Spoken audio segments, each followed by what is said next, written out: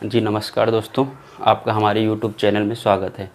हम पिछले लेक्चर में बात कर चुके थे संवैधानिक विकास, किस प्रकार से भारत के संवैधानिक विकास में हुआ। तो उसके क्रम में हमने रेगुलेटिंग एक्ट की बात की थी और आज हम बात करेंगे रेगुलेटिंग एक्ट 1773 के आगे की कहानी। तो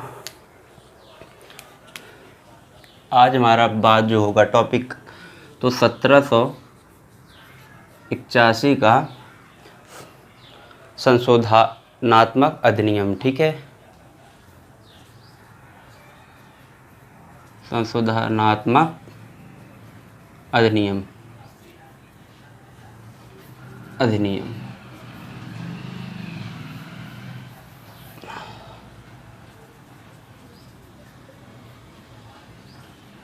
अधिनियम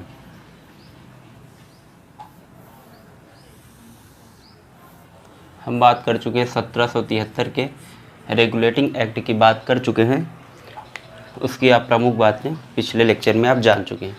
अब जो आता है यहाँ पे हम बात करेंगे सन 1757 से लेकर 1858 तक की कहानी हम पढ़ेंगे।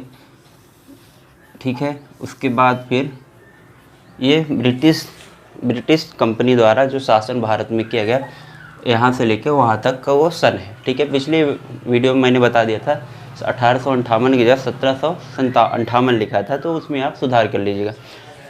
तो 1757 से 1858 की कहानी में आज हम आ गए हैं यहाँ 1781 में। ठीक है, मैं एक ही साथ बता देता हूँ कि अपन बात करेंगे 1781, उसके बाद 1784, देन अब 1793, फिर 1909, 1919, 1935 एंड 1947।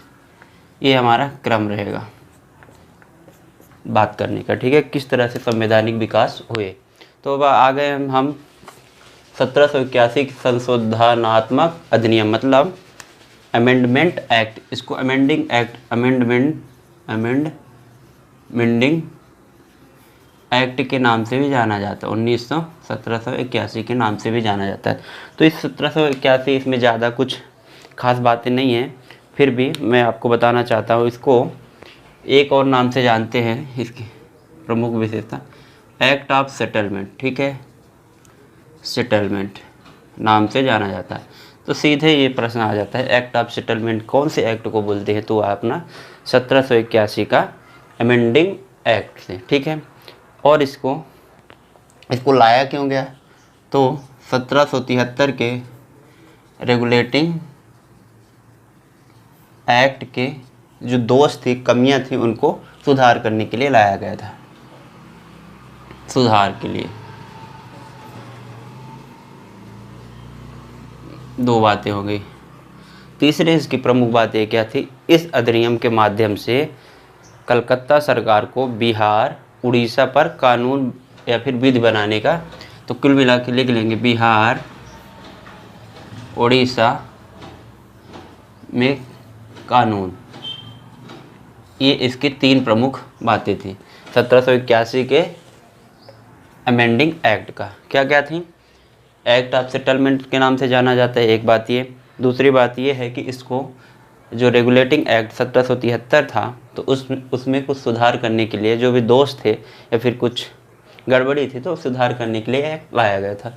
एंड देन नेक्स्ट बात थी बिहार, उड़ीसा में कानून बनाने के लिए। जैसे मतलब क्या करते थे कि जैसे अभी गवर्नमेंट कहाँ चल रही थी, ये अपना वेस्ट बंगाल या फिर कलकत्ता।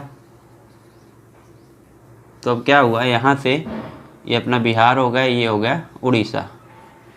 बिहार, उड़ीसा में यहाँ के भी जो मतलब यहाँ भी धीरे धीरे ब्रिटिश साम्राज्य का विस्तार हो गया, ब्रिटिश ईस्ट इंडिया कंपनी का विस्तार हो गया। तो यहाँ का भी जो विधि था, कानून था, ये सब अब इस अधिनियम के अंतर्गत बनाया गया। अब जो इसके बाद जो एक 1781 में ज़्यादा बातें नहीं हैं, यही तीन बातें हैं। अब जो अगला एक कानून आया, तो 1700 सन आ गया, बात करेंगे हम 1784। तो 1784 का पिट्स इंडिया एक्ट। ठीक है, क्या इसको बोला? Pitt's India act.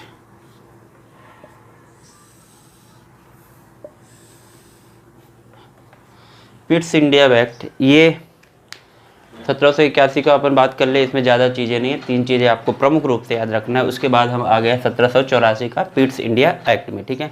इसमें ये काफ़ी ज़्यादा चेंजेस आ गया, मतलब कि काफ़ी इसमें विस्तार किया गया और काफ़ी मतलब इसके द्वारा पहली बार लगा था कि ब्रिटिश कंपनी अपना पूरा अधिकार भारत में करना चाहती है, ठीक है। इस तो मतलब प्रश्न इस प्रकार आएंगे कि कब पहली बार लगा कि ब्रिटिश जो कंपनी है भारत में पूरा अधिकार मतलब पूरी तरह से अधिकार करना चाहती है, तो वो कौन सा था? 1784 का पिट्स इंडिया एक्ट, ठीक है। तो इसको क्या बोला जाता है? वैधानिक दस्तावेज। इसमें प्रमुख बातों में ये वैधानिक दस्तावेज, ठीक है। एक मतलब 1784 का पिट्स इंडिया एक्ट एक ऐसा वैधानिक दस्तावेज था जिसमें पहली बार लगा कि अंग्रेज अपने भारत में अधिकार करना चाहते हैं पूरी तरह से, ठीक है।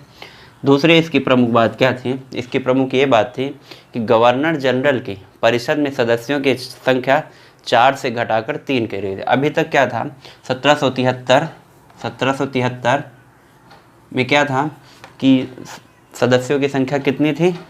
4 थी। 4 अब घटा के कितनी कर दी गई? 3। तो क्या हुआ? गवर्नर जनरल के परिषद में सदस्यों की संख्या 4 से घटाकर 3। सदस्यों की संख्या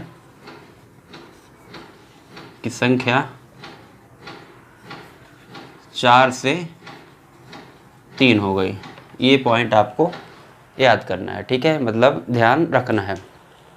अब और 1784 का पिट्स इंडिया एक्ट की और एक प्रमुख बात है, मतलब प्रमुख बातों में से वो है जो है कि कोर्ट ऑफ डायरेक्टर एक होता था और एक क्या होता था? बोर्ड ऑफ कंट्रोल होता था। बोर्ड ऑफ कंट्रोल तब तक नहीं था, ठीक है। तो कोर्ट ऑफ मतलब ये हो गया court of director. Court of director क्या 1773 में गठित हुई थी, ठीक है। ये क्या देखता था? व्यापारिक वाला मामला, व्यापारिक मामला। कोर्ट ऑफ डायरेक्टर जो सदस्य थे वो क्या करते थे? व्यापारिक मामले को देखते थे और ब्रिटिश सरकार को इन्फॉर्म किया करते थे। और इससे ही इससे अलग होके क्या बन गया? एक नया बोर्ड बना जिसको बोलते थे बोर्ड ऑफ कंट्रोल, ठीक है। तो कुल मिला के ये पिट्स इंडिया एक्ट में बोर्ड ऑफ कंट्रोल की मतलब गठन हुआ, ठीक है। ये क्या हो गया? अब इसको क्या, इसमें क्या पहले कोर्ट ऑफ डायरेक्टर था तो ये व्यापारिक और सब कुछ मामले मतलब राजनीतिक या फिर सब कुछ मामले क्या कौन देखता था? Board of court of director. तो अब नया बोर्ड बन गया जिसको बोर्ड ऑफ कंट्रोल बोला गया। तो अब इसका काम क्या था कि ये राजनीतिक मामले देखेगा। समझ में आया? इसका मतलब कि यहाँ से ये भी प्रश्न आ सकता है कि बोर्ड ऑफ कंट्रोल पहली बार कब बना या फिर कौन से अधिनियम में? तो आपका जवाब होगा 1784 के पिट्स इंडिया एक्ट से, ठीक है। इसमें अब सदस्यों की संख्या कितनी हो गई? 06, ठीक है। कोर्ट ऑफ डायरेक्टर के बारे में हमने पिछले अधिनियम में बात कर लिए, तो वो आप जाके देख सकते हैं। अब चौथा जो प्रमुख इसका पॉइंट था, इसमें क्या कहा था कि कंपनी के कर्मचारी को उपहार रिश्वत पर पूरी तरह मना, मतलब उपहार, गिफ्ट, रिश्वत पर प्रतिबंध। रिश्वत देखें क्या होता था, जो जैसे उस समय क्या था, ब्रिटिश कंपनी थी अपने भारत में लगी हुई थी, तो कुछ भारतीय लोग मतलब कुछ काम करवाना होता था, कुछ मदद करनी होती थी, तो उनको गिफ्ट दे के मतलब थोड़ा बहुत अपने बस में कर लेते थे कि हाँ ये हमारा साहब ये काम कर दीजिए। तो पूरी तरह प्रतिबंध लग गया। जो कंपनी में ये कर्मचारी थे, लोग थे, उनको कोई भी गिफ्ट नहीं दे सकता था, और ख़ासकर जो भारतीय लोग थे वो गिफ्ट बिल्कुल भी नहीं दे सकते, ठीक है। खासकर भारतीयों द्वारा, ये आप ध्यान रखिए।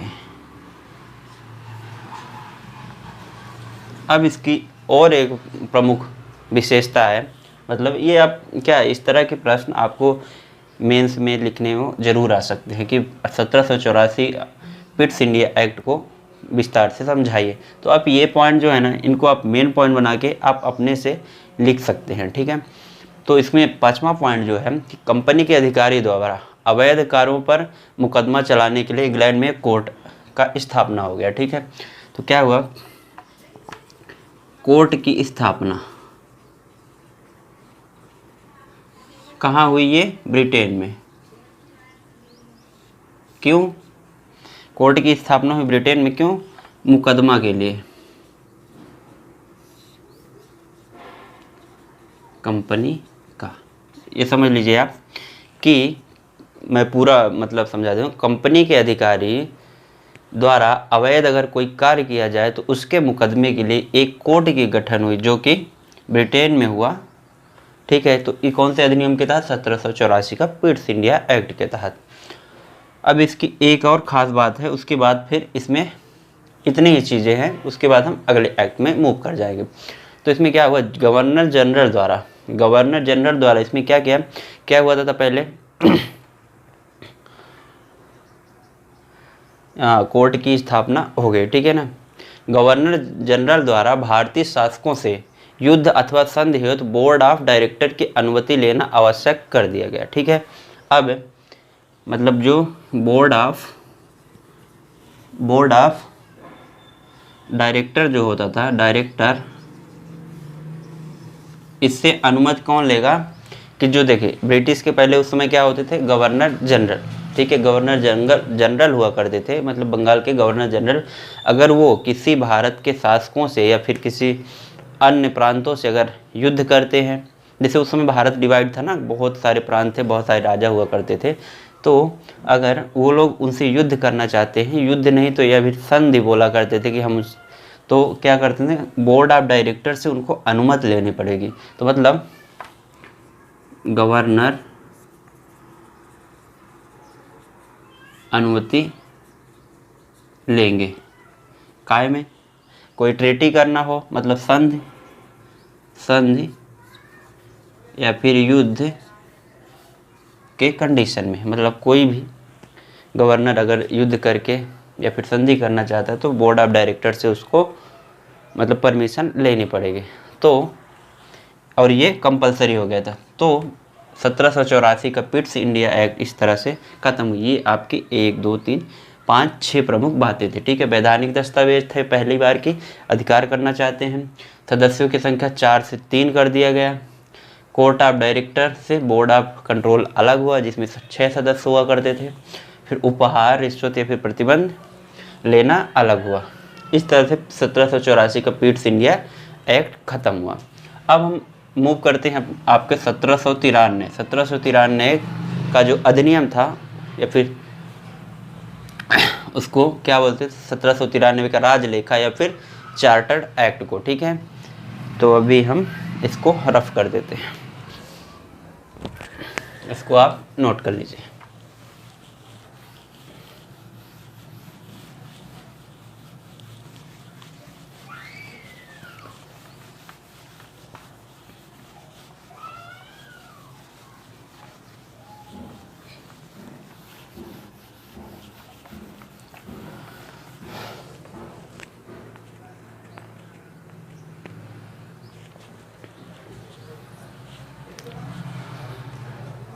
तो अगला हेडिंग है, आप टोटल डालेंगे 1793 का राजलेखा या फिर चार्टर्ड एक्ट।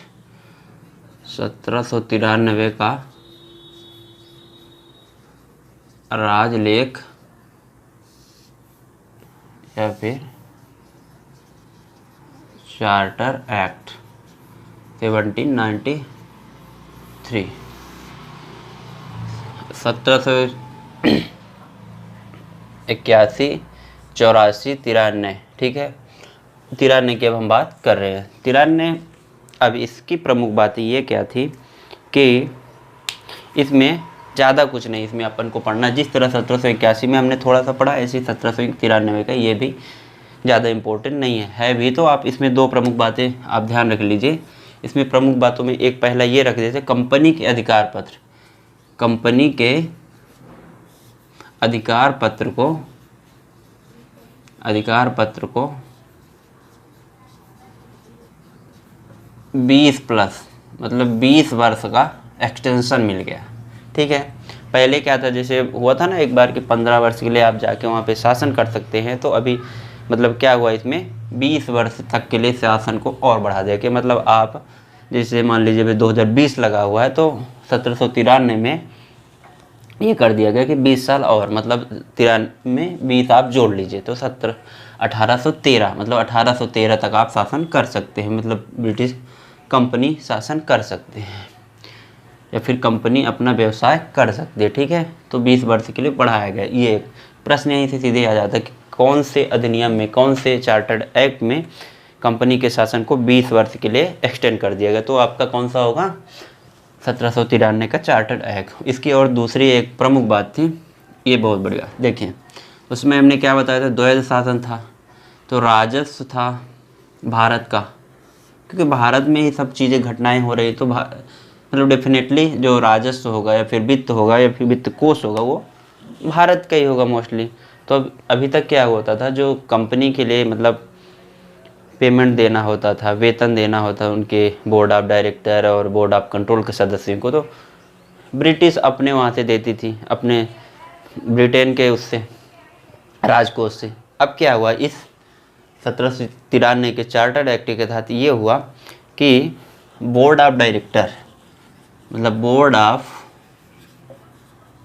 डायरेक्टर को क्या हुआ, जो पेमेंट है, वेतन है, ये कहाँ से, वेतन भारत के राजस्व से, यहाँ लिख दिए भारतीय राजस्व, भारत राजस्व से प्रदान। ये प्रश्न यहाँ से ये पहली बार भारत राजस्व से किस अधिनियम के तहत बोर्ड ऑफ डायरेक्टर को वेतन मिलेगा, तो 1793 के राजलेखा से। अभी भी ध्यान रखिए, बोर्ड ऑफ डायरेक्टर को मिलने लगा भारत के राजस्व से वेतन, लेकिन जो बोर्ड ऑफ कंट्रोल था उसको अभी नहीं मिल रहा था। तो यहाँ पे ये चीज़ें ध्यान रखना है। इसमें दो ही प्रमुख बातें हैं। अब सीधे हम मूव कर जाते हैं अगले जो चार्टर्ड है। अब इससे आप 20 साल प्लस जोड़ लीजिए, 20 जो चार्टर्ड है ना, प्लस हर 20 साल के अंतर में आएंगे। 1793, 1813, उसके बाद फिर 1833, फिर 1853। तो अब हम अगले बात करेंगे, इसमें दो प्रमुख बातें हैं, उसको आपने नोट कर लिया। ठीक है, अब अगली बात हम करेंगे 1813 का चार्टर एक्ट। ठीक, ये यहाँ पे 1813 को भी ऐड कर लिए मैंने, ये छोड़ दिया क्रम में। ठीक है, तो यहाँ से 1813 भी है। 1793 के बाद 1813, यहाँ से 20 वर्ष हो गया, तो अब हर 20 वर्ष में एक एक एक्ट आएगा। और अभी मान लीजिए कोई ऐसी घटना है, ठीक है, मान लीजिए कोई 1773 से लेके 1813 के बीच में, मान लीजिए 1812 में ही घटित हो गई, तो किस अधिनियम के तहत उसको हम क्या मानेंगे, जो पिछला वाला अधिनियम या फिर चार्टर है उसके तहत हम उसको घटना को मान लिया करेंगे। ये नहीं है कि मान लीजिए 1812 आ गया तो आप 1813 टिक कर देंगे कि हाँ 1813 के आसपास है, तो नहीं, वो पिछले बार है, क्योंकि हर 20 साल के लिए नियम लाए जा रहे थे। अब 1813 का अधिनियम या फिर चार्टर्ड एक्ट ये इम्पोर्टेंट है। इसकी अब हम प्रमुख बातों की बात की जाए तो इसमें क्या हुआ, देखिए, कंपनी के शासन को 20 साल के कर दिया गया, बोर्ड ऑफ डायरेक्टर को वेतन भारत राजस्व देने लगा। इसका मतलब आप समझ रहे होंगे, धीरे धीरे चीज़ों को ऐड कर रहे हैं, मतलब इतने होशियारी से वो लोग ऐड करेंगे, भारत के लोगों को ज़्यादा पता भी नहीं चल रहा कि हमारा मतलब हम पे शासन कर रहे हैं, अपना शासन विस्तार कर रहे हैं, लेकिन धीरे धीरे वो अपना शासन विस्तार कर रहे हैं। तो अब 1813 का चार्टर्ड एक्ट, इसकी प्रमुख बातें ये थी, सबसे पहला बात, एकाधिकार समाप्त किया। एकाधिकार समाप्त किया किसका, कंपनी शासन का।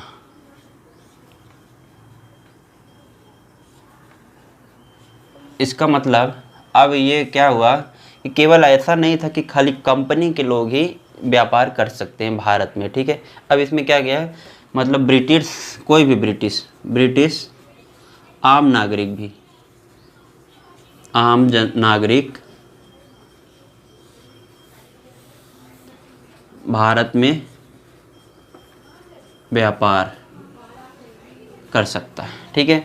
मतलब एकाधिकार समाप्त किया, मतलब कंपनी शासन का ब्रिटिशों ने मतलब एकाधिकार को समाप्त कर दिया। और इसमें यह हुआ कि कोई भी आके ब्रिटिश का आदमी यहाँ पे भारत में व्यापार कर सकता था। इसके पहले क्या होता था कि केवल कंपनी के आदमी जो ब्रिटेन भेजेगी वही यहाँ के व्यापार करते थे और अपनी कंपनी चलाते थे। तो ये समझ में। और ये आप ध्यान रखिए, अभी यहाँ पे अगर ये बात आ जाए कि चीन के साथ, देखिए ये हो गया भारत, ये हो गया चीन, इधर हो गया चीन। तो धीरे धीरे क्या इन्होंने ब्रिटिशर्स ने चाइना से भी व्यापार करना शुरू कर दिया था। तो अभी इसमें क्या हुआ था, चीन के साथ चाइना के साथ व्यापार जारी रखा, ठीक है। यहाँ पे ये प्रश्न आएगा, क्या 1813 के चार्टर्ड एक्ट के तहत चीन के साथ व्यापार करना बंद किया कि नहीं किया? तो उसमें आएगा नहीं, चाइना के साथ व्यापार जारी रखा, एकाधिकार वाला, ठीक है। एकाधिकार मतलब चाइना के साथ अभी केवल कंपनी ही वो करेगी, एक बात। दूसरी बात इसमें कि 1813 के चार्टर एक्ट में थी, इसमें ये था कि देखिए जैसे भारत में ज़्यादातर कौन से धर्म के लोग हैं? हिंदू, ठीक है, हिंदू। यूरोप में या फिर ब्रिटेन में कौन से हैं? क्रिश्चियन। तो पहली बार मतलब अगर बात करें कि जैसे अभी अपने देश में क्रिश्चियनों की संख्या काफ़ी हो गई है, हिंदू हो गए, हिंदू मुस्लिम क्रिश्चियन ये सब हो गए हैं। तो क्रिश्चियन पहले नहीं हुआ करते, तो ईसाई मिशनरी ने क्या किया कि भारत में पहली बार आगमन है, ईसाई मिशनरी का भारत में आगमन, ठीक है। अब आप बोलेंगे कि जो लोग थे क्या वो ईसाई नहीं थे जो पहले ऐसे आए थे? वो भी ईसाई ही थे, बट लेकिन ईसाई मिशनरियों का भारत में, मतलब अभी तक उनका उद्देश्य क्या था कि व्यापार करना था। अब उनका उद्देश्य ये हो गया कि धर्म प्रचार, मतलब ईसाई धर्म का प्रचार करने के लिए ईसाई मिशनरियों का भारत में आगमन हो। पहली बार वो अपने क्या किया, ईसाई धर्म को प्रसार करने के लिए किया। पहली बार कब हुआ? तो 1813 के चार्टर एक्ट के तहत वो लोग आए थे। इसके पहले केवल उनका उद्देश्य था बिजनेस या फिर व्यापार करना। अब बात होती है कि ईसाई धर्म मिशनरियों को भारत में आगमन हो। देखिए सबसे बड़ी बात होती है कि इतने बड़े देश में, कोई भी देश हो, चाहे भारत हो या फिर किसी भी कंट्री में हो, अगर किसी को अपना मतलब वोट बैंक लेना हो या फिर अधिकार जमाना हो, तो सबसे पहले अपने कास्ट के साथ या फिर धर्म रिलीजन का इकट्ठा करना होता है, तब फिर कुछ ना कुछ बातें बनती हैं। क्योंकि लोग वहाँ से अलग होते हैं। एक माइनॉरिटी को अगर मतलब मेजॉरिटी बनाई जाती है कि धीरे मतलब धर्म के आधार पर लोगों को जुटाया जाता है। तो इस तरह से ईसाई धर्म का आगमन हो गया भारत में, मतलब धर्म प्रचार करने के लिए। और काफ़ी कैंपेन चलाया गया कि आप हमारे ईसाई धर्म को अपनाइए, यहाँ ये है, इसमें इतनी सारी चीज़ें हैं। मतलब उनके कुल मिला के ईसाई मतलब लोगों को, हिंदू या फिर जो भी लोग थे उनको ईसाई बनाना था। अभी भी मतलब कहा जाता है भारत में मतलब छुपे छुपे कुछ ऐसी संस्थाएं चल रही हैं जो ईसाई मतलब मिशनरी हैं। ऐसी संस्थाएं हैं कि जो हिंदुओं को ईसाई बनाने में मतलब अपना अहम रोल रख रही हैं। तो अभी साउथ में, जैसे साउथ में आप देखेंगे बहुत सारे लोगों को, या फिर अपने गांव में या फिर छोटे जैसे कस्बों में SC ST के लोगों को ईसाई धर्म के मान्यता दे रही है। मतलब धीरे धीरे वो ईसाई उन लोगों को क्रिश्चियन बना रहे हैं। तो मतलब धीरे धीरे ऐसा आप लोग इस चीज़ का विशेष ध्यान रखिएगा कि कहीं हम लोग फिर से ऐसे अंग्रेज़ों के या फिर ईसाइयों के कब्जे में ना आ जाएं। तो आप इन सब चीज़ों को ध्यान रखिए कि जो अपना धर्म है उसी मूल धर्म में रहें। तो ये बात हुई कि ईसाई धर्म का यहाँ से प्रचार प्रसार हुआ। तीसरी बात यह थी कि भारत के साथ कंपनी का एकाधिकार समाप्त कर दिया गया एवं सामान्य ब्रिटिश जन के लिए खोल दिया गया। ये मैंने ये बात बोल दी है, ठीक है, मतलब सामान्य। तीसरा क्या था, सामान्य नागरिक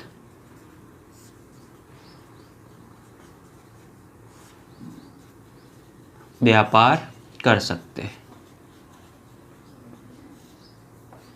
इतना डिटेल में हमारा बताने का ये उद्देश्य है कि ये आप पॉइंट आपको ध्यान रहेंगे तो आप मेंस में बहुत अच्छे से इसको लिख पाएंगे।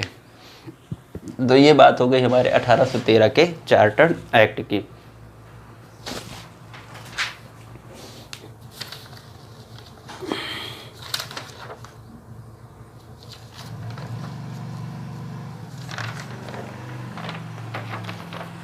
फिर अभी हम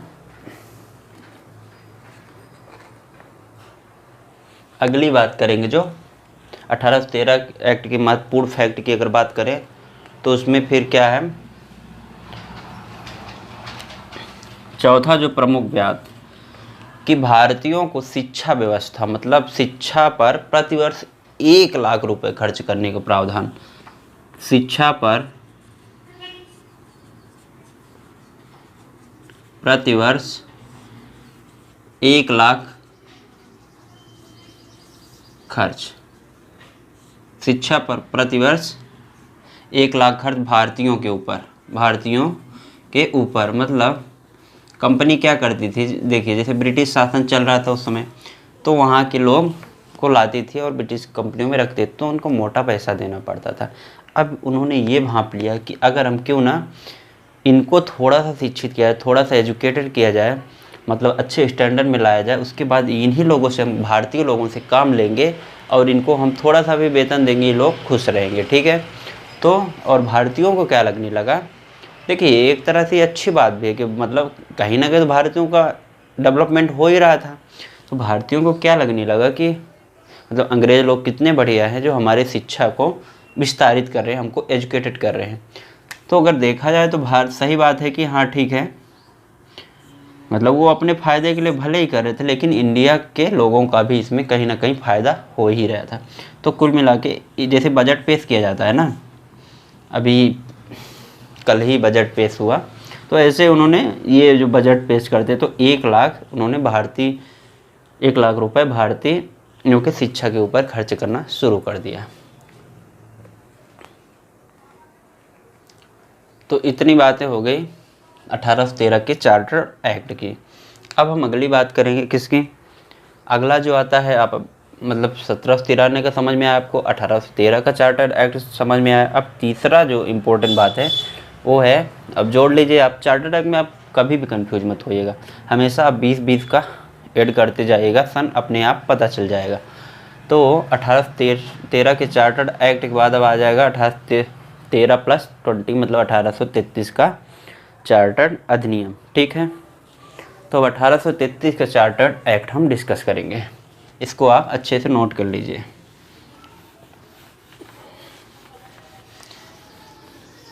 तो इस तरह से भारत में चार्टर्ड एक्ट और अधिनियम बनाए जाते। आप ध्यान रखिए कि हम सब चीज़ें पढ़ रहे हैं क्यों, संवैधानिक विकास के अंतर्गत किस तरह से हमारा संविधान का निर्माण हुआ है, तो ये सब चीज़ें कितनी फ़ायदेमंद है, ठीक है।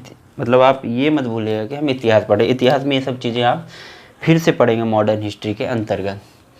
तो अब आ गया हम 1833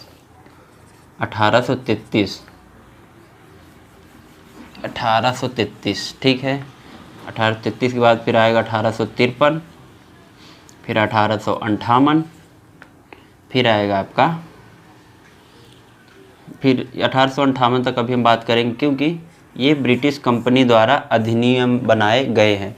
फिर 1858 के बाद जो आ जाएगा तो वो ब्रिटिश शासन द्वारा भारत में शासन करने के उद्देश्य से बनाए जाएंगे, उनको हम बाद में करेंगे। तो अब 1813 का आपका पढ़ लिया आपने। अब आ गया 1833 का चार्टर एक्ट, ये काफ़ी इम्पोर्टेंट है, ठीक है। 1833 का चार्टर्ड एक्ट।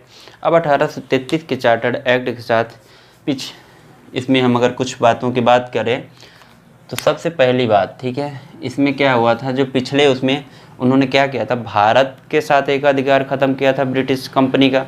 इस बार चाइना के साथ भी, मतलब चाइना के साथ भी एकाधिकार समाप्त। समझ गए?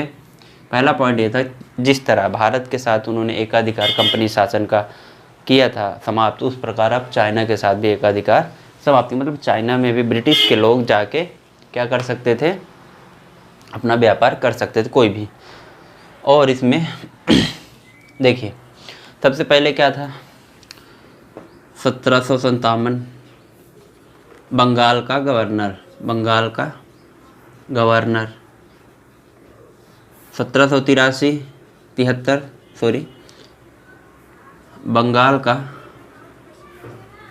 गवर्नर जनरल बना। कौन बना ये बना था आपका वारेन हेस्टिंग। इधर कौन था सबसे पहले, रॉबर्ट क्लाइव। ये चला, ये वारेन हेस्टिंग क्या होगा ना, भारत के गवर्नर जनरल। तो अभी तक भारत का गवर्नर जनरल चल रहा है पद, ठीक है। अब आ गई बात अपनी 1833। 1833 में क्या होता है कि ये बंगाल का गवर्नर जनरल क्या बन गया, पद को भारत का गवर्नर जनरल, ठीक है, भारत का गवर्नर जनरल। ये सबसे खास प्रमुख बात ये थी इसमें कि 1833 के चार्टर्ड एक्ट के तहत ही जो बंगाल का गवर्नर जनरल हुआ करता था, अब उसको क्या बना दिया गया, भारत का गवर्नर जनरल, ठीक। तो बंगाल गवर्नर जनरल पद को भारत का गवर्नर जनरल बनाया गया, ठीक है। तो बंगाल का गवर्नर जनरल भारत का गवर्नर जनरल अब बन जाएगा। तो इसमें बात आती है, पहली बात कि इसमें कौन बना, तो लॉर्ड विलियम बेंटिक, ठीक। यहाँ से प्रश्न यही उठेगा कि लॉर्ड विलियम बेंटिक कौन था, तो फर्स्ट इंडिया का फर्स्ट गवर्नर जनरल, ठीक है। तो ये आ जाएगा, लॉर्ड विलियम बेंटिक को भारत का पहला गवर्नर जनरल बनाया गया। तो किस अधिनियम के द्वारा, तो 1833 का चार्टर्ड एक्ट के द्वारा। 1833 के चार्टर्ड एक्ट में क्या पद आया, तो भारत का गवर्नर जनरल आया, कहाँ से, बंगाल के गवर्नर जनरल के बाद। तो ये इसकी एक प्रमुख बात थी। अब दूसरी बात, ये तो अब इसको आप ध्यान रखिएगा, ठीक है। ये हमेशा डायरेक्टली वनडे या फिर किसी भी एग्जाम में हमेशा पूछ लिया जाया करता है कि भारत का गवर्नर जनरल पहला कौन था, तो लॉर्ड विलियम बेंटिक। अब लॉर्ड विलियम बेंटिक हो गया। अब गवर्नर जनरल का क्या हुआ करती थी, परिषद हुआ करती थी, तो उसमें पूरे भारत में कानून निर्माण। अभी तक क्या हुआ करता था कि कलकत्ता, बंगाल, उड़ीसा में ही नियम बनाने का अधिकार था इनको, मतलब गवर्नर्स को, बंगाल का गवर्नर बोलते थे जिनको। अब क्या हो गया, पूरे भारत में कानून बनाने का अधिकार किसको हो गया, भारत के गवर्नर जनरल को, ठीक है।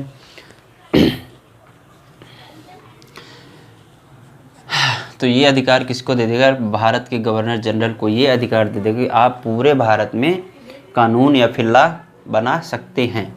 लेकिन क्या हुआ, सबसे मेन सुप्रीम पावर किसके पास थी, सुप्रीम पावर, अभी आप एक हिस्से में देखते चलिए कि अभी जो क्या है उधर कोर्ट ऑफ डायरेक्टर सब चल रहा है। तो कोर्ट ऑफ डायरेक्टर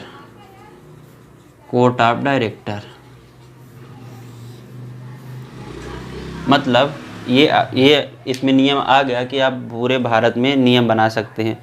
लेकिन जो मेन जो होगा, ठीक है, तो कोर्ट ऑफ डायरेक्टर के अगर सदस्यों ने बोल दिया कि नहीं ये कानून सही नहीं है, नहीं बनेगा, तो वो कानून नहीं बनेगा। तो कुल मिला के अभी सुप्रीम पावर किसके हाथ में था, कोर्ट ऑफ डायरेक्टर के लोगों में था, ठीक है। अब ये इसमें हो गए 1833 के चार्टर्ड एक्ट के दो प्रमुख बातें। तीसरी प्रमुख बात इसमें थी कि गवर्नर जनरल की परिषद ने चौथे सदस्य के रूप, देखिए फोर्थ मेंबर, अभी देखिए 1773 में कितने मेंबर थे, 1773 4, 1700 फिर अगला वाला जो कौन सा एक्ट था जिसमें 3 हो गए थे, 1784 3 हो गए थे। अब फिर 1700 ये 1833 में क्या हो गया, 1833 में फिर से 4 हो गए, फोर्थ। इसमें चौथे मेंबर को परिषद में, मतलब गवर्नर जनरल की परिषद में फिर से ऐड किया गया, ठीक है, जिसको बोला गया था विधि सदस्य के रूप में, ठीक है, विधि सदस्य मतलब ये कानून बनाने के उसमें काम आएगा, ये व्यक्ति स्पेशली कानून बनाने के लिए इसको ऐड किया गया, ठीक है, मतलब ऐड किया जाने का प्रस्ताव आया कि हाँ फोर्थ मेंबर भी होगा इसमें, ठीक है। ये कौन से एक्ट में, 1833 का चार्टर्ड एक्ट। आपको इसी तरह याद रख लेना है, इसमें है बहुत सारी बातें, लेकिन ये मैं जो पॉइंट बता रहा हूँ एकदम क्रीम पॉइंट है, मतलब इनको आप निकाल के रखिए, यही काम आने वाली है आपकी। तो अब सीधा कोई भी एग्ज़ाम आएगा तो उसमें आप डायरेक्ट लिख सकते हैं, 5 पॉइंट 6 पॉइंट बना के डायरेक्ट इन पॉइंट को आप मेंशन कर देना, ठीक है। तो ये आ गया फोर्थ मेंबर जो कि विधि सदस्य के रूप में रहेगा, ठीक है, ये प्रस्तावित हुआ। अब ये तो हो गया। अब फिर क्या हुआ, सन 1834, ये सन आपको बहुत मतलब काम आएगा, फैक्ट के रूप में आप याद कर सकते हैं। क्या हुआ था, विधि आयोग का गठन कर दिया गया 1834 में, प्रथम विधि आयोग गठन मीन्स लॉ कमीशन कब बना पहली बार, तो 1834। ये सीधे आपको प्रश्न देखने को मिल सकता है। अब इसकी अध्यक्ष, क्वेश्चन ये भी आ सकता है कि प्रथम विधि आयोग की अध्यक्षता किसने की थी, उसकी अध्यक्षता की थी अध्यक्ष, बहुत फेमस नाम, बहुत ही, लॉर्ड मैकाले। इनका नाम आप इतिहास में काफ़ी बार सुनेंगे, क्योंकि भारत के डेवलपमेंट में इनका नाम बहुत ही मतलब बाहर आता है। तो इन्होंने, क्या हुआ था, प्रथम विधि आयोग बना जिसके प्रथम अध्यक्ष थे लॉर्ड मैकाले थे, ठीक है, इतना समझ में बात आ गई होंगी। तो 3 पॉइंट हो गए अपने 1833 के चार्टर्ड एक्ट की। अब ये 1833 का चार्टर्ड एक्ट यहीं पे ख़त्म होता है। अब अगला जो आता है तो आप बताएंगे कब आएगा अगला चार्टर्ड एक्ट, तो 1853 में। तो 1853 के चार्टर्ड एक्ट की हम कुछ बातों को डिस्कस कर लेते हैं।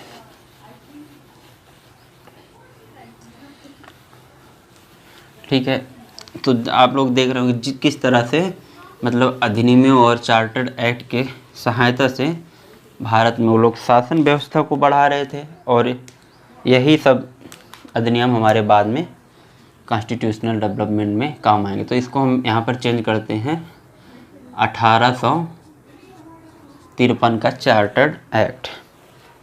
तो 1853 के चार्टर्ड एक्ट, आज हम बात करेंगे 1853 के चार्टर्ड एक्ट तक ही बात करेंगे, ठीक है।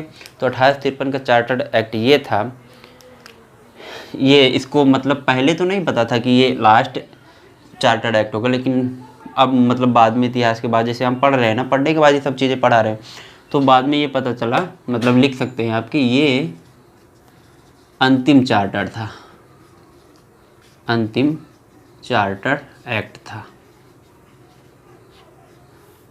ठीक है।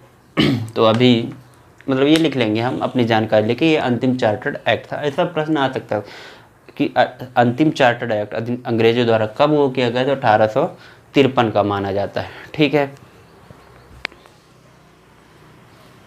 1853 का चार्टर्ड एक्ट जो कि अंतिम चार्टर्ड एक्ट। अब इसकी हम प्रमुख बातों की अगर बात करें तो इसमें क्या हुआ था, इस राजलेख के माध्यम से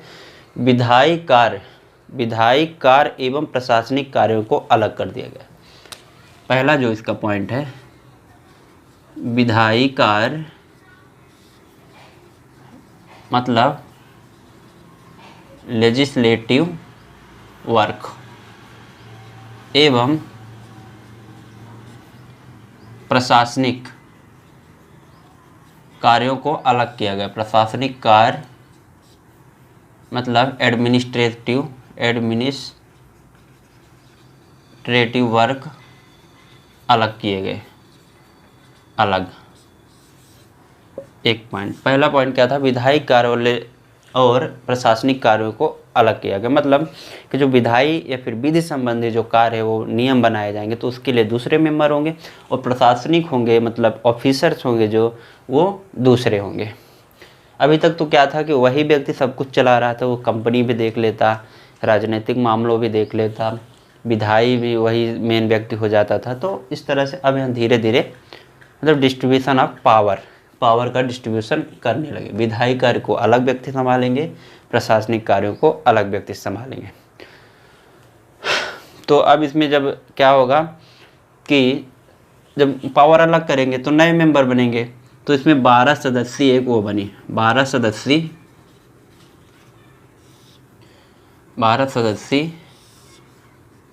टीम बोले तो टीम गठन की गई, या फिर टीम ना बोल के हम एप्रोप्रिएट वर्ड बोल देते हैं, 12 सदस्यीय विधान परिषद। तो क्या हुआ, तो 12 सदस्यीय विधान परिषद का गठन किया गया। 12 सदस्यीय विधान परिषद गठन, ठीक। तो 12 सदस्यीय पहली बार विधान परिषद गठन कब हुआ, तो 1853 के चार्टर्ड एक्ट के तहत। किस लिए किया गया ये, विधि निर्माण के लिए। विधि निर्माण,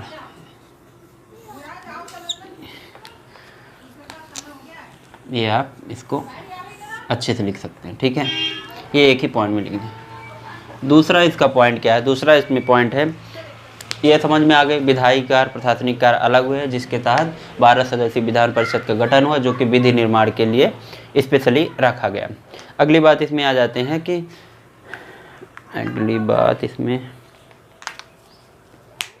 कि गवर्नर जनरल की परिषद में, इसमें क्या हुआ था, गवर्नर जनरल की परिषद में चौथा सदस्य जो था, ठीक है। अभी पिछले हमने एक्ट में पढ़ा था 1833 के एक्ट में थे कि चौथा जो सदस्य विधि के लिए आया गया था, मतलब कानून विधि के लिए वो सदस्य स्पेशली अपॉइंट हुआ था। तो अब उसको एकदम से पूरी तरह से मान्यता मिल गई कि मतलब 4th मेंबर विधि निर्माण के लिए बनाया गया, ठीक है। पिछले वाले एक्ट में क्या हुआ था, 4th मेंबर की सिफारिश की गई थी, पूरी तरह से वो हुआ नहीं है, तो अपॉइंट नहीं हुआ। तो इस तरह से 4th मेंबर या फिर 4th जो सदस्य विधि निर्माण के लिए इसमें बनाया गया कि हाँ ये व्यक्ति जो होगा फला व्यक्ति विधि निर्माण के लिए अपॉइंट किया जाएगा, ठीक है। अब जो इसकी तीसरी बात की हम अगर बात करें 1853 के चार्टर्ड एक्ट की, तो इसमें क्या था, कंपनी के कर्मचारी नियुक्ति के लिए तो देखिए इसमें दो बातें, कंफ्यूज नहीं होएगा। एक विधायी कार्य और प्रशासनिक कार्य के लिए अलग 12 सदस्यों का विधान परिषद गठन, और 4th मेंबर जो विधि निर्माण के लिए पिछले एक्ट में जो बात की गई थी, तो उसको एकदम से इसमें परमानेंट मेंबर बना दिया गया। अब अगर किसी व्यक्ति को 4th में क्या हुआ, कंपनी का शासन चल रहा था, तो उसमें कुछ जैसे अधिकारी हुआ करते थे, उसमें कर्मचारी हुआ करते थे, तो उनको अपॉइंट के लिए पहले क्या होता था कि जैसे उन्हीं का कोई पहचान का व्यक्ति है, ठीक है। जैसे अभी भी होता है कि जैसे कोई कंपनी है, मान लीजिए प्राइवेट कंपनी है, तो उसमें क्या होता है, जनरली टेस्ट नहीं होते, एग्ज़ाम नहीं होते, तो मतलब भाईबंदी चलती है, कुल मिला के ये बोला जाए तो भाईबंदी चलती है। मतलब कि ये व्यक्ति उसको सिफारिश कर दे, हाँ भाई तुम आ जाओ, अगर तुम्हारे पास इतना फला काम किए हो तो इस कंपनी में आप आ सकते हैं और इसको आप एम्प्लॉय बन सकते हैं, ठीक है। तो इसमें क्या हुआ था, पहले भी ऐसे ब्रिटिश मतलब जो कंपनी थी यहाँ पे, ब्रिटिश कंपनी भारत में हुआ करती तो उनमें कर्मचारी ऐसे ही भरे जाते थे। जनरली विदेशियों को लोग होते थे, कुछ देसी वाले लोग, मतलब इंडिया के लोग भी हो जो चापलूस टाइप के लोग थे उस समय, तो वो लोग घुस जाया करते थे। ठीक है, तो उसको क्या बोला जाता था उसके लिए एक शब्द प्रयुक्त होता है, नामजदगी। ठीक है, नामजदगी। नामजदगी का यही मतलब है कि मतलब कुल मिला के सोर्स या फिर सिफारिश से लोगों को किसी भी संस्था में एंट्री कराना। तो ठीक है, इस नामजदगी के आधार पर, तो अब इस चार्टर्ड अधिनियम, जैसे देखो लोगों को सब समझ में आता है कि हाँ ये कहाँ भाईबंदी चल रही, कहाँ सिफारिश चल रही। तो 1833 के चार्टर्ड एक्ट में ये आएगा कि नामजदगी के आधार पर कंपनी में एंट्री बंद, कंपनी में एंट्री बंद या फिर प्रतिबंधित। ये बहुत बड़ा फैसला था उस समय कि नामजदगी के आधार पर कंपनी में कर्मचारियों को एंट्री अब नहीं दी जाएगी। भले ही आप कोई बोलो कि ये मेरा भाई है या मेरा चाचा का लड़का है, कुछ भी करके, तो नामजदगी के आधार पर कंपनी में एंट्री बंद। ये बंद तो हो गई, अब इसके लिए एक व्यवस्था भी होनी चाहिए। तो उसके लिए एक व्यवस्था कराई गई 1853 के चार्टर्ड एक्ट के तहत। तो उसमें क्या हुआ था, प्रतियोगी परीक्षा। समझ गए, जिस तरह से अभी किसी भी कंपनी में जाने के लिए वो कैंपस सिलेक्शन के लिए रिटन लेती है, इंटरव्यू लेती है, देन उसमें हायर करती है, उसी तरह अब प्रतियोगी परीक्षा की शुरुआत कर दी गई। कंपनी में घुसने के लिए, कंपनी में नौकरी करने के लिए उसका एम्प्लॉय होने लगे होने के लिए। ठीक है, तो प्रतियोगी परीक्षाओं का शुरुआत हो गया। तो मतलब एक परीक्षा होगी, वो अपने हिसाब से उसमें पेपर बनाएंगे, वो एग्ज़ाम जो भी क्वालिफाई कर पाएगा तो वो ब्रिटिश कंपनी में नौकरी करेगा। ठीक है, तो ये सन अपने 1853 के बाद की बात चले। तो सन 1853 में ही ये चार्टर्ड एक्ट के तहत आया था। तो पहली बार भारत में प्रतियोगी परीक्षाओं का आयोजन शुरू किया गया था 1853 में। ये कंपनी के मतलब एंट्री करने के लिए, कंपनी में जाने कर्मचारी के लिए। ठीक है, अभी जो मतलब प्रशासनिक सेवाओं में जो अधिकारी बनने के लिए उसकी बात अभी नहीं आई है, तो वो बाद में आएगी। तो इस समय इसको प्रतियोगी परीक्षाओं को पहली बार जो मतलब जनक माना जाता है, तो वो किसको माना जाता है, उस समय का कौन था, जो गवर्नर कौन हुआ करता था भारत का, तो वो हुआ था लॉर्ड डलहौजी। लॉर्ड डलहौजी ये व्यक्ति उस समय का गवर्नर हुआ करता था। ठीक है, तो लॉर्ड डलहौजी के काल में पहली बार प्रतियोगी या फिर कॉम्पिटिटिव एग्जाम्स की व्यवस्था आई। ठीक है, ये हालांकि लॉर्ड डलहौजी बाद में मतलब विलय की नीति के लिए फेमस है, काफ़ी अच्छा व्यक्ति नहीं माना जाता है, पर अभी यहाँ तक ठीक है। अब एक लास्ट और अंतिम पॉइंट था जो 1853 के चार्टर एक्ट का प्रमुख पॉइंट था। इसमें क्या था कि इसमें यही था कि कंपनी के निदेशक मंडल, ठीक है, कोर्ट ऑफ डायरेक्टर में सदस्यों की संख्या जो पहले कितना हुआ करती थी, कोर्ट ऑफ डायरेक्टर सदस्यों की संख्या 24 हुआ करती थी, अब घटा के 18 कर दी गई, माइनस। तो इस तरह से 1853 के चार्टर्ड एक्ट के तहत कोर्ट ऑफ डायरेक्टर में जो सदस्यों की संख्या पहले कितने 24 हुआ करती थी, वो अब घटा के 18 कर दी गई। तो इस तरह से 1853 का चार्टर्ड एक्ट समाप्त हुआ। मतलब तो आज हमने बात किया 1781 का अधिनियम, 1784 पीठ से, 1793 का, 1813, 1833 और 1853 के एक्ट की हमने बात की है। अब अगले लेक्चर में हम बात करेंगे एक बहुत ही इम्पोर्टेंट, और ये तो हो गया ब्रिटिश कंपनी द्वारा जो अधिनियम लाए गए थे वो। अब हम अगले जो बात करेंगे अगले अधिनियमों की, वो बात होगी कि ब्रिटिश ताज द्वारा जो अधिनियम लाए गए थे भारत में, वो कौन से अधिनियम है। तो उनका क्रम चलेगा सन 1858 से लेके 1947 तक। तो आशा करते हैं ये जितनी भी चीज़ें हैं आपको बहुत बढ़िया समझ में आई होंगी। आप इनको बढ़िया से नोट करिए और अपने हिसाब से आप मेंस और प्री दोनों की तैयारी कर सकते हैं। और हम ये सब चीज़ें बातें कर रहे हैं इंडियन कॉन्स्टिट्यूशनल डेवलपमेंट, मतलब भारत का संवैधानिक विकास, ठीक है, के अंतर्गत संवैधानिक विकास।